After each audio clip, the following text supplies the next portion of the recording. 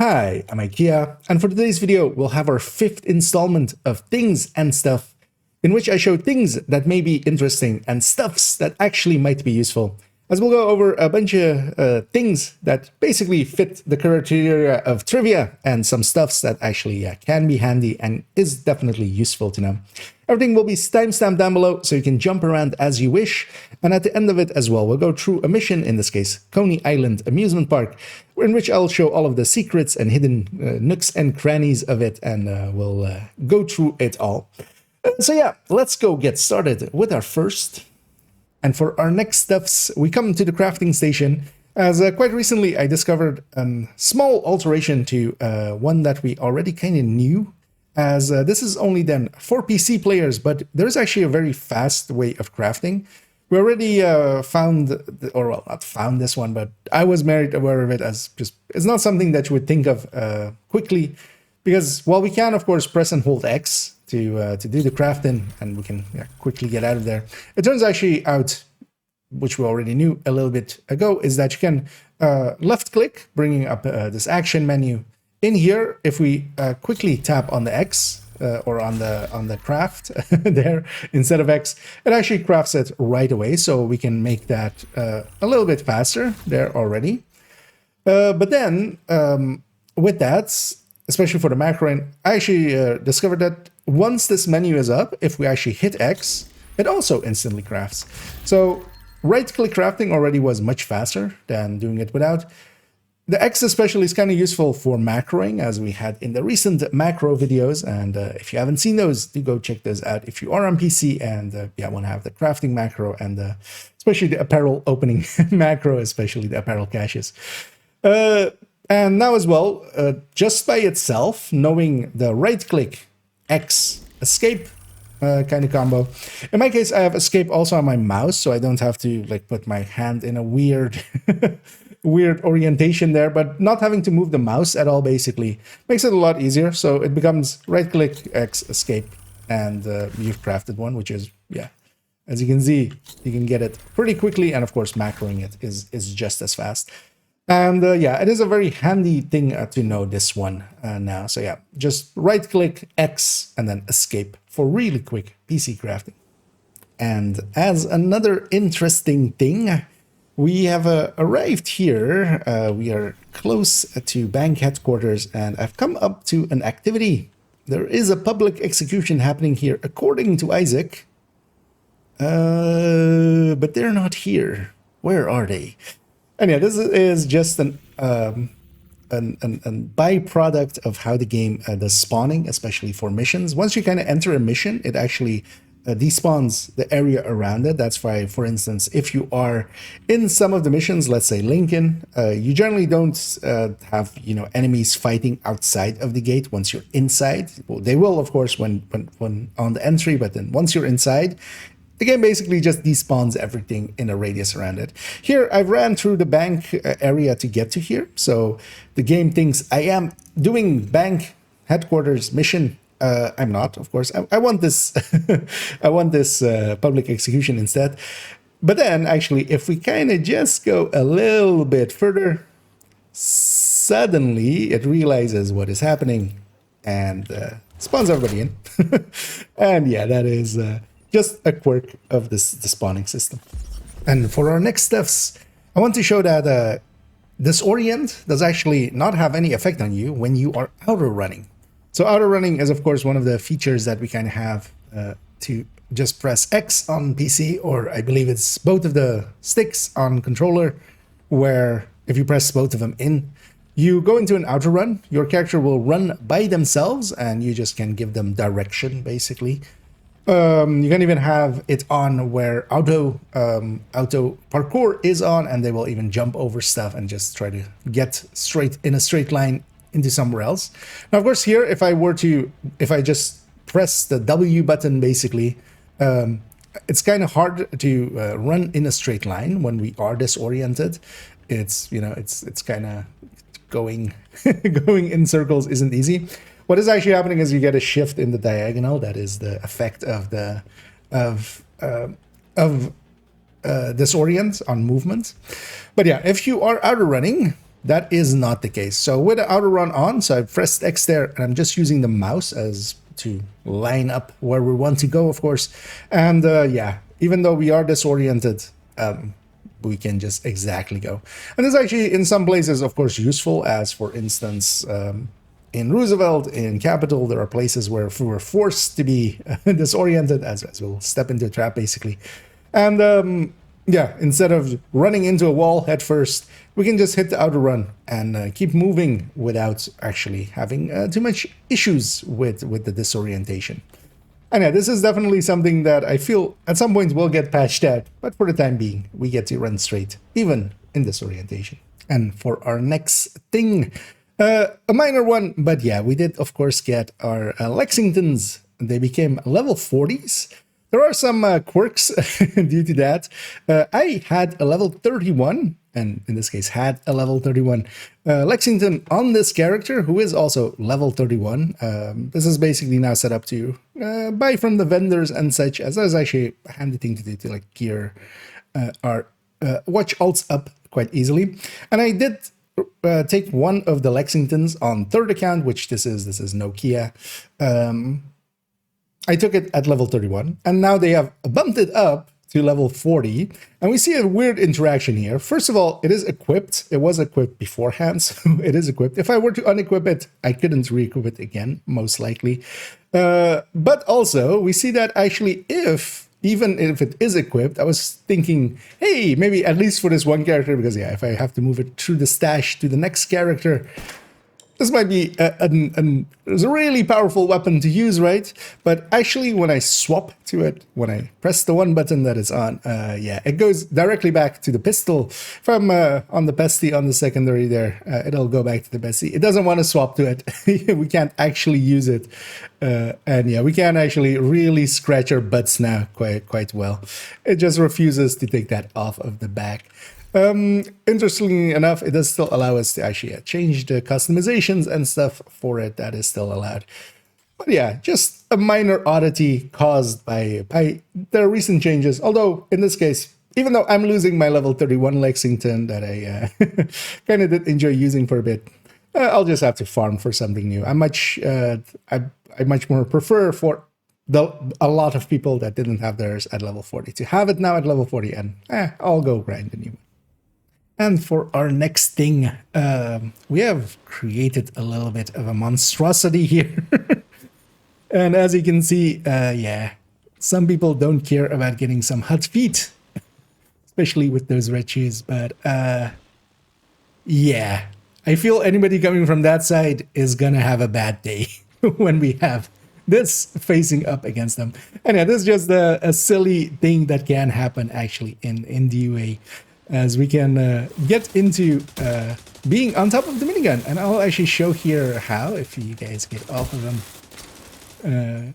Because there is a very simple thing, and that is that there is a barrel here normally. And the way that you get up on here is that if you blow up away that barrel, and then cover to cover here, suddenly, well, there we missed it by a little bit. But we'll try again and try to land right. And now, the minigun. I am the minigun. And yeah, if there was ever an enemy coming from that side, they would have a really bad day. And for our next stuffs, we've come to the summit with a singular goal, and that is to murder some rogues. Now, of course, for the Ridgeway project, we need to do that. But even for some testing purposes, from time to time, if you want to try out a PFE build against some rogues, you may want to try to get them to spawn. Of course, as well, they have some targeted loot always and such, so they are actually worth fighting. Now, we've come to the summit. Any floor above floor 1, and then not a boss floor either, so not a floor ending on 0. Any floor that is a 1, a 4, or a 7, except the very first one, you can come out of the elevator, and as long as the rogues are not on cooldown, they have a half-hour cooldown. So once you kill them or get killed by them, they go on cooldown. And the thing is as well, in a group setting, if one person has a cooldown, no, the group as a whole will not get it.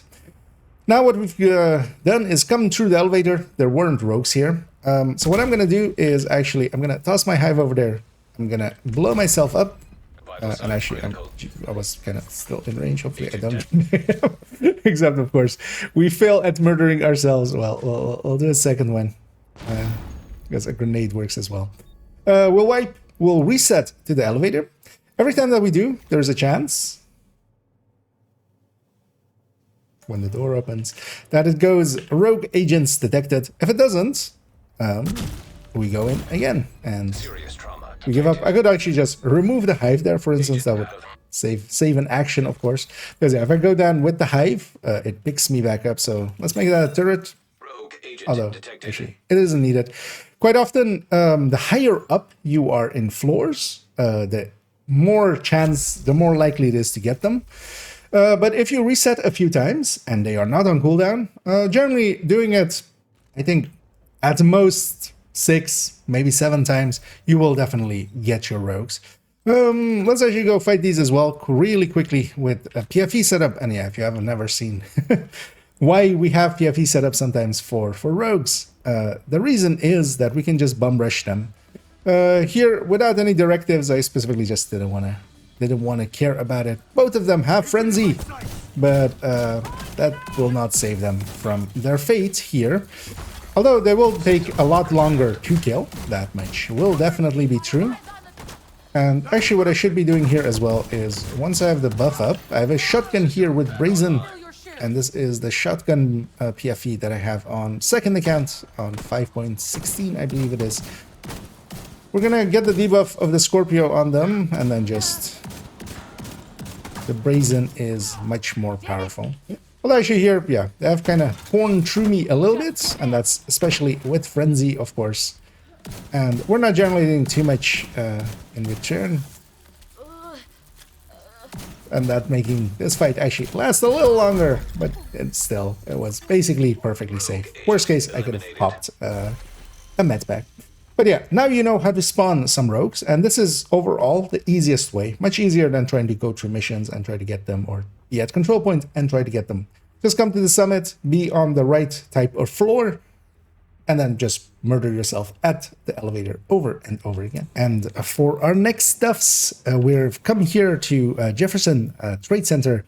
Well, it is invaded, and there is actually a very dangerous room in Jefferson Trade Center when it is invaded, which is this room, which has 3 EMP jammers. Now, of course, if we were to get close enough to this, we would get jammed. And for instance, if we were running red builds and stuff, our revive hives wouldn't work then.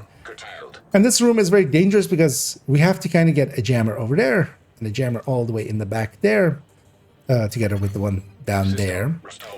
And sometimes people push in, they get downed, people try to go get them, they get downed, everybody gets downed. It's a bad time. But there is a trick to here. So one of the things we're going to do here, and I'm going to show it for all 3 positions, you can actually get those jammers in multiple ways. So for instance here, this middle one, I'm going to actually just shoot this one out. Might also finish off this rusher, because they will rush us down. And of course they have frenzy, because why wouldn't they? Then on this right side, we can already kind of see the disrupt happening in the distance there, and you can kind of see it in there. When my reticle goes red, I know I'm in the right spot. It's a tiny target, but we can just shoot through here. There is no reason to expose ourselves. We can be pretty safe back here, especially in group setting. One person can deal with it there. What you can do as well, if you are running Eclipse, you can bounce one off the back wall there. It will land right on top of it. Those things do burn, so you can just do it like that. And Eclipse can just send the chem over down there. Send one chem downstairs, send one chem over there, and then one chem in the back here. And this one as well can be just shot from here. As you can see, it goes red.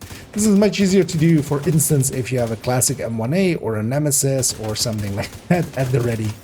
But we can deal with these jammers without actually going into the room, playing it safe and making it much, much more consistent, especially because, yeah, if we were to go in there, a lot of bad things could happen. And for our next thing, it turns out that the Stalker hunters are actually the actual hunters as well. This is, of course, one of those things that a few people will have run into them. Fewer than that will actually have killed a Stalker hunter at some points. And we're talking about Stalker hunters, specifically those hunters that kind of spawn in the second that you kind of try to engage them or even look their way kind of funny. They run away. Now, recently, actually, myself, I ran into one of them on third account where I haven't done any of the hunter puzzles yet. I've kind of been saving them actually just to do them by themselves, but honestly as well, kind of given up on that. But it turns out that on an account that doesn't have the masks yet, if you kill the Stalker hunters, they are actually the hunters of the puzzles as well. So here we'll see me going, as I'll turn the volume down a little bit, me going and spotting it. Now, what happens here is, especially the way that most of these guys will die, is if they decide to kind of run away instead of just going and disappearing right away, smoke bombing the way that they often do. Instead, they'll go down a ladder, or they're, in my case, for instance, they decided to jump down several times, giving me the opportunity to murder them. This is then, happened on stream. That's why we also have the clip. And what you'll see there as well is that, I don't get closer though, I think, but actually I do.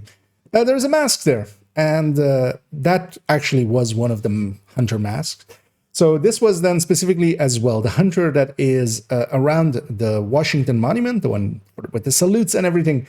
So you could technically just kill them and through that get the masks. Now, of course, you have no control over that. But turns out as well, yeah, this isn't a rare thing. I've had it actually happen to me twice already on third account.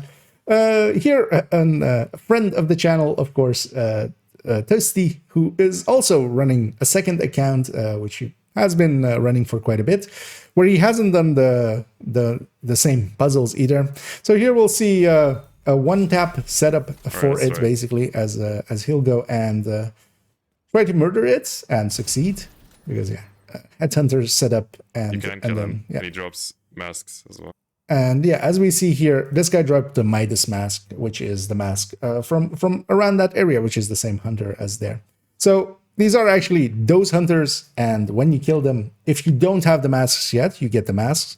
Also as well, while it didn't drop the key for either of us there, the key was actually then sitting at the White House, the way that if you don't pick the key up, they kind of just, the game kind of gives you a second chance by just dropping it outside of the box at the White House. So I did get the keys for it as well. In this case, as well as a rarity or a weird thing, while Toasty there was on a level 40 character, it gave him not a level 40 piece of gear, as we can see there. It gave him a level 35 piece of gear, which is extra odd.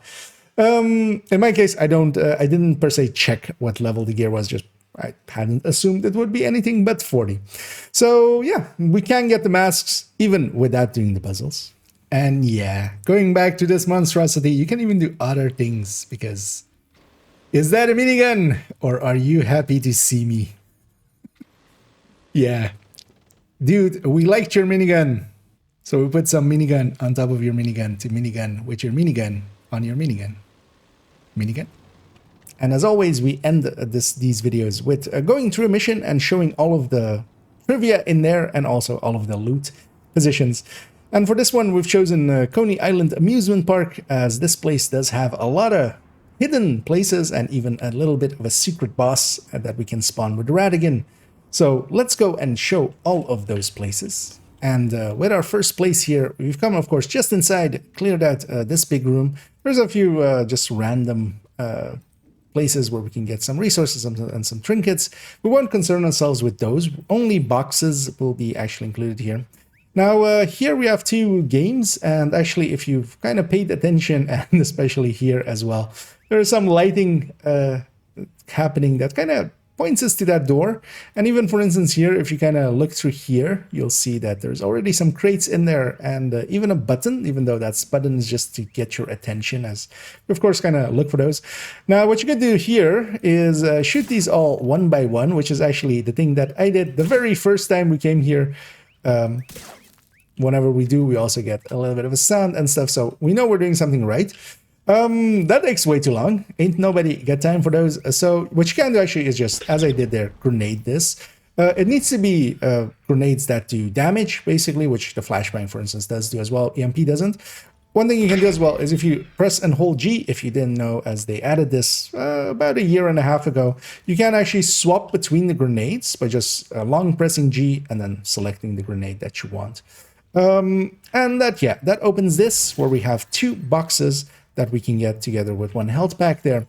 And in here as well, there's an extra Easter eggy kind of thing, as we'll kind of look up. And who's up there?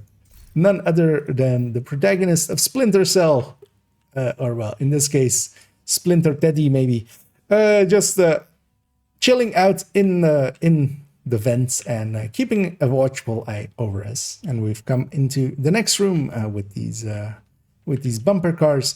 And once we've cleared that out, there is actually 1 crate back here with some resources as well here, but the crate is in this back corner. There is also, as a useful thing, especially for if you're running Eclipse or even just any build, as shock rounds are very useful in general, as they can be very debilitating for the enemy. So there is actually a set here, so we can grab that together with some small resources here. And then heading through as we go into the open area. Of course, I've cleared it out already. But what you can do even before engaging the enemies down there is that we can go over this fence. This fence was not supposed to be just able to be jumped over like that, but you definitely can. And over here we have 2 crates, and then also the actual intended way of getting in here, which is to go up there and then you can shoot this yellow box. This lets you open up this gate. So when you open up that, you would normally go in through that way. Then as well, we have a key chest back here, a black dust key chest. So yeah, well worth getting, together with some other random stuff. And some bleed rounds as well here. Bleed rounds not as useful, of course. We'll run all the way down there. Actually, I'm going to overdrive just to go a little bit faster. We'll use it up just to not take up as much time. There's 1 crate here in this back corner as well. And the missions that they added later, especially the off-site ones and the New York ones, do have a lot of loot. So it is worth kind of running around and getting all of it. We have some flame rounds back there. I won't go for them. Instead, we'll go for back here where we have a crate of a weapon crate. So we'll grab that.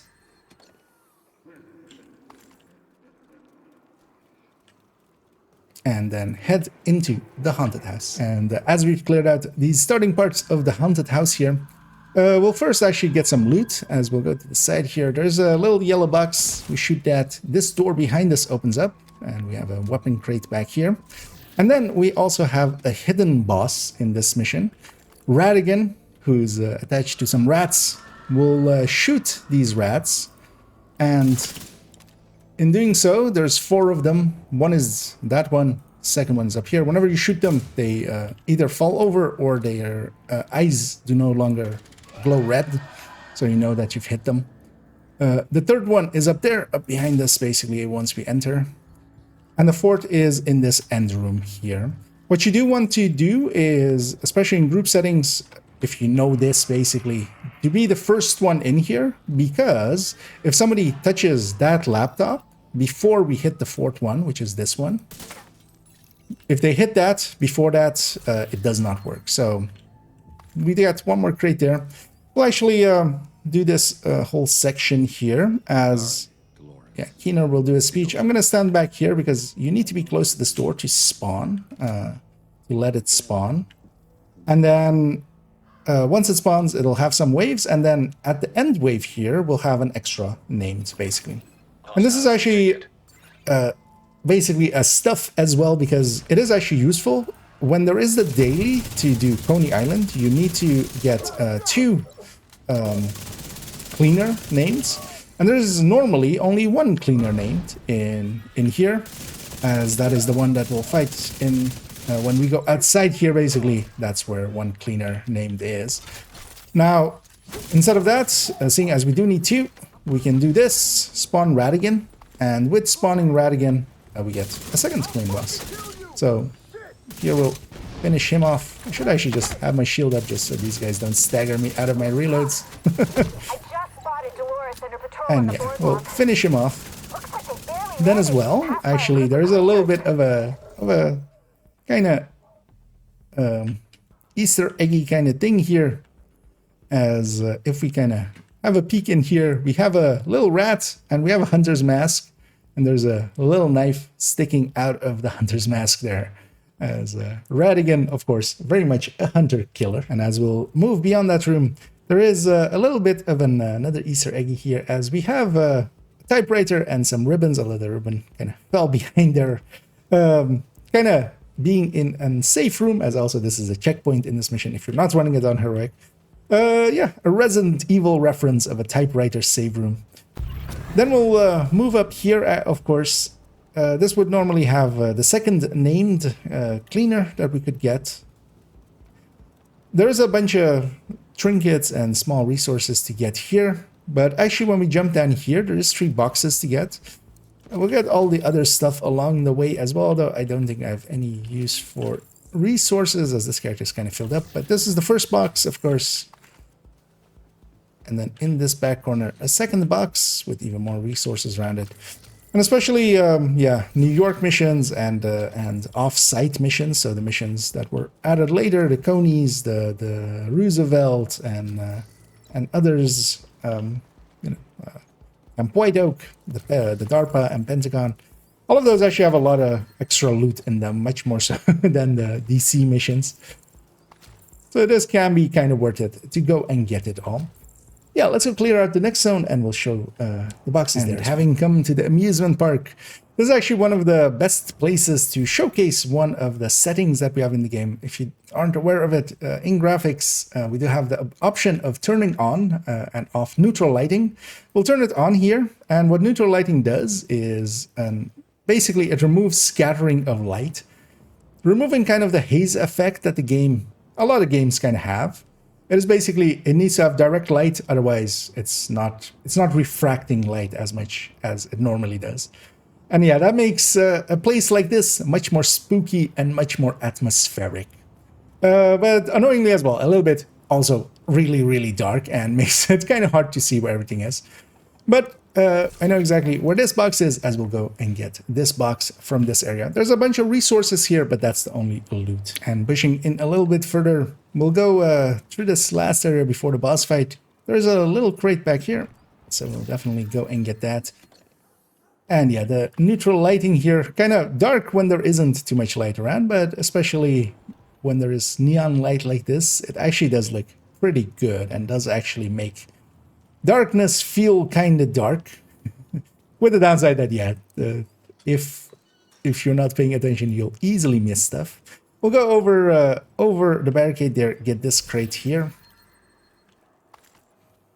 And then as well, actually, with this specific boss fight, one of the tricks, although I won't do that here now because I'm not running Eclipse or such, but it's one of those boss rooms again where we can see inside of the boss room already. And quite often what I do up here is send a fire cam or 2 into the boss room already.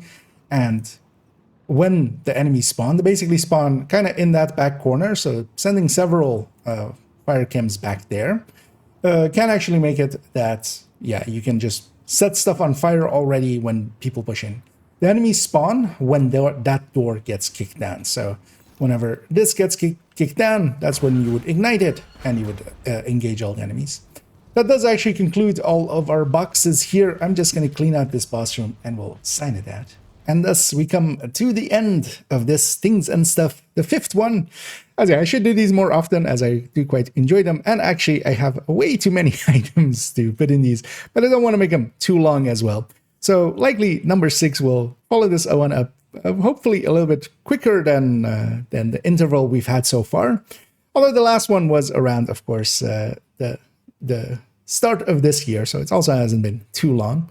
But yeah, I hope you enjoyed these ones, as especially some of them I've been meaning to share for quite a bit, and we finally get to do it now. Also, if you have any things or stuffs that you feel that should be highlighted on my Discord, on my community Discord, there's actually a channel dedicated to things and stuffs. And if you have anything that you feel might be interesting to have in a series like this, even small things could be interesting, feel free to add them there, as that is where we discuss them and where I pick up mine from as well. So yeah, if you can, go and contribute there if you have anything interesting to add.